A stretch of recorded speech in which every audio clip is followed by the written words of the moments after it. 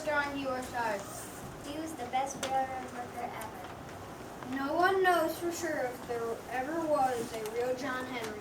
But many songs tell of such a man. John Henry was born in the South. He was the biggest baby ever seen in those parts. But one thing was even more amazing than his size. John Henry was born with a hammer in his hand. A 5-pound hammer. That's what they say. John Henry only put his hammer down to eat. For that, he needed 2 hands. That baby could eat. He ate more than 5 men ate. And that was just the first day. Nobody could believe how much that baby could eat. One day, John Henry found on his daddy's knee.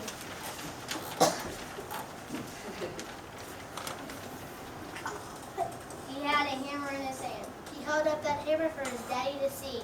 He lifted it like it was a feather. Then baby John said his very first words. He said, "I'll die with a hammer in my hand." John Henry's mama didn't like the sound of that. She took that hammer away.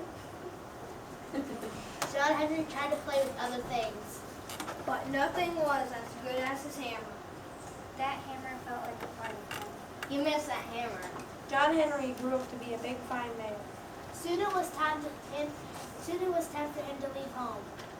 He needed to make his own way now. When he left, his daddy gave him something. It was his hammer. Now everything seemed right. Soon John Henry found a wife. Her name was Lucy Ann. Then they were very happy together. But something wasn't right. John Henry wanted something more. He wanted to work with his hammer in his hand. Then everything would seem right. So John and Lucy moved west. One day, they heard a sound. Ring, ring, ring, ring, ring, ring. Right away, John Henry knew. It was the sound of hammers hitting steel. John Henry got a good feeling. Something just felt right. John Henry hot-butted it right to the south. He saw men making a railroad tunnel through a mountain. The men hit long steel spikes into the rock. They hammered the spikes into the rock. Then they took the spikes out and put dynamite in the holes. Little by little, they blasted through the mountain. The men were called steel drivers. Before the day was done, John Henry had a job. Steel driving was hard work.